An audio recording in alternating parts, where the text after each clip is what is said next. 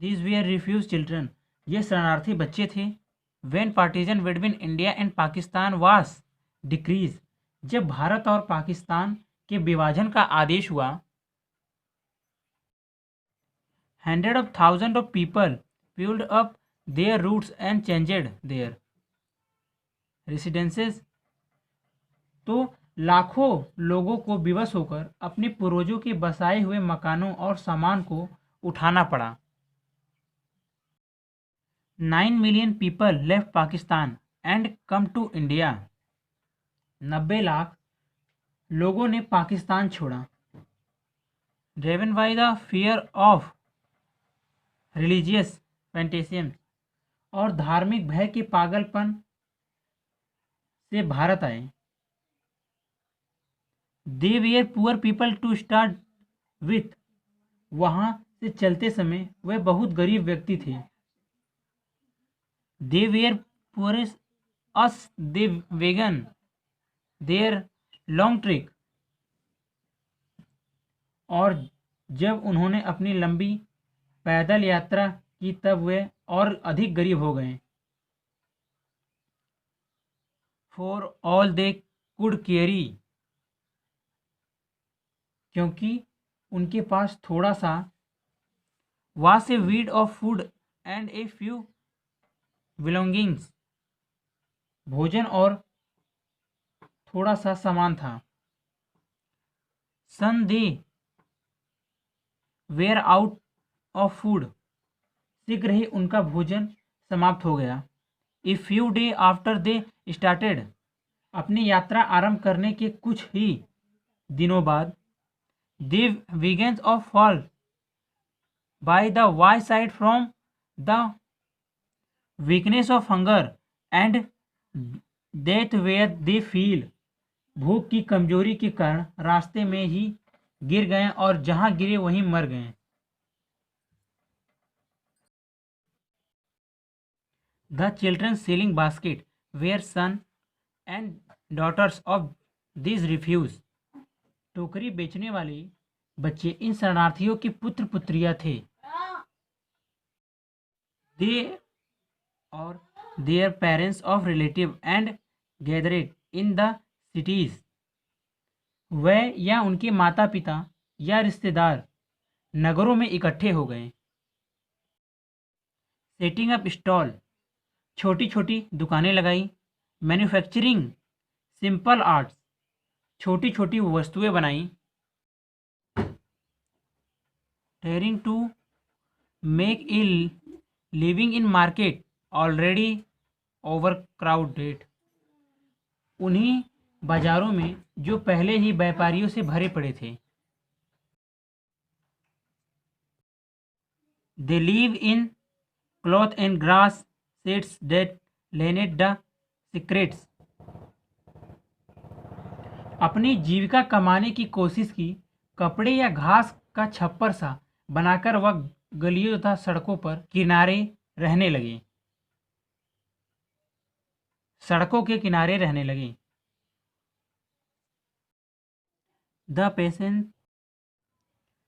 Patient among this refugees, इन शरणार्थियों में जो किसान थे, had been accustomed to little all their live for the annual income of an agriculture family does not exist, वह अपने पूरे जीवन में बहुत थोड़े में ही गुजारा करने में अभ्यस्त थे। One an average $100 A years, एक किसान की सालाना आमदनी औसत $100 से अधिक नहीं है।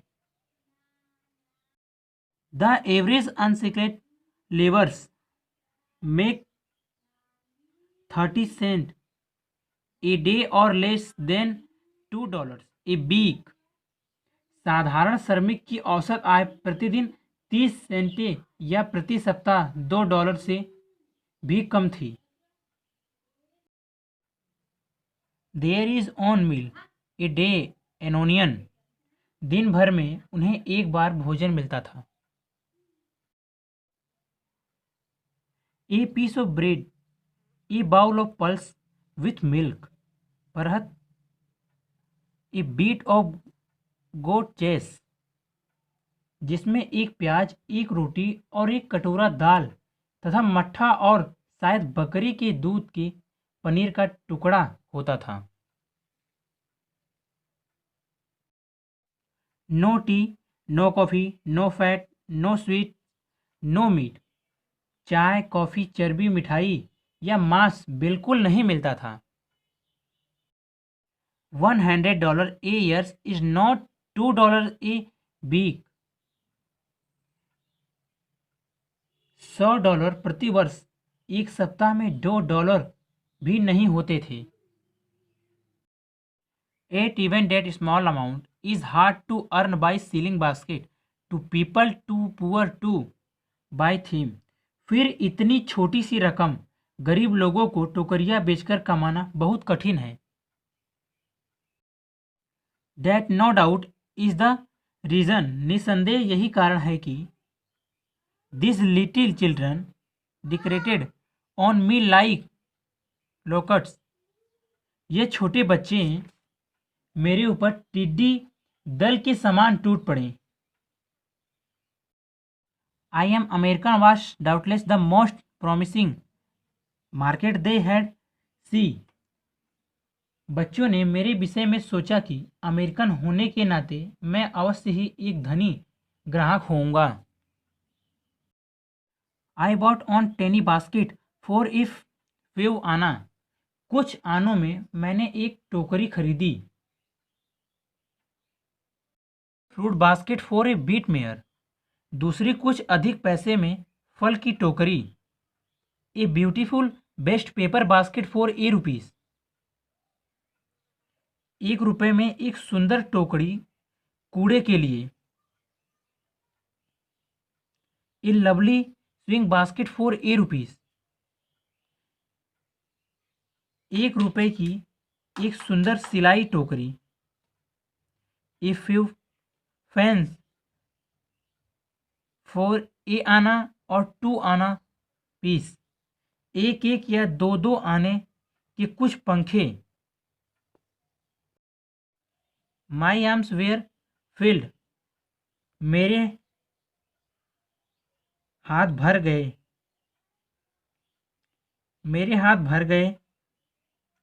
And I had not spent 50 cent. और मैंने 50 सेंट भी खर्च नहीं किए। The children passed in shouting their voice. बच्चे अपने सामान के विषय में शोर मचाते हुए मेरे निकट आ गए। I was prisoner completely surrounded, unable to move। I was a prisoner completely surrounded, unable to move। मैं एक कैदी के समान था। The most diligent, पूरी तरह से घिरा हुआ और हिलने डुलने में भी असमर्थ। Aggressive wonder was a beautiful girl of 9 right in front of me। सबसे परिश्रमी तथा जोर देकर अपना माल बेचने वाली 9 वर्ष की एक बालिका ठीक मेरे सामने खड़ी थी। She had a lovely basket with handle. उसके पास एक सुंदर हैंडल वाली टोकरी थी। And she wanted ₹1 and a half for it or about 13 cent. वह इसके लिए ₹1.5 लगभग 3 सेंट चाहती थी। She was a earnest pleader. वह ईमानदारी से अपने सामान की प्रशंसा करने वाली थी। There were tears in her eyes. उसकी आंखों में आंसू थे। She pleaded and begged in turn that would bring any heart. वह इस प्रकार अपने सामान की प्रशंसा कर रही थी और ऐसे स्वर में विनती कर रही थी कि प्रत्येक व्यक्ति के हृदय में दया जागृत हो जाएगी। माई आर्म्स वेयर फुल, मेरी दोनों भुजाएं भरी हुई थी। I had no room left along any need, दूसरी टोकरी की न आवश्यकता थी और न ही स्थान था। For another basket balancing my basket and fence of my left arms, अपनी टोकरियों तथा पंखों को बाईं भुजाएं पर साधते हुए I reached into my right coat pocket and got a handful of change perhaps 50 cent, मैंने अपने कोट की दाईं जेब में हाथ डाला और मुट्ठी भर रोजगारी निकाली, संभवतः कुल 15 सेंट होंगे। In all which I deposit in the basket that the young girl held imploringly before me, उसे मैंने टोकरी में रख दिया जिसे उस छोटी लड़की ने प्रार्थना की दृष्टि से मेरे सामने रखा था। I tried to explain that I could not buy the basket, मैंने उसे यह समझाने की कोशिश की मैं टोकरी नहीं खरीद सकता।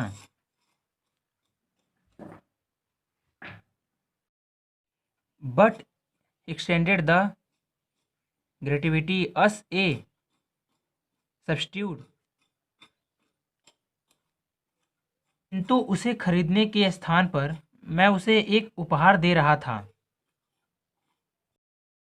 आई realise at once what offence I had given this child of 9 dressed in rags and on the edge of starvation, मैंने तुरंत अनुभव किया कि मैंने उसके साथ कितना अनुचित किया है। 9 वर्ष के बच्चे ने जो फटे पुराने कपड़े पहने हुए था और भूख से मरने के निकट था।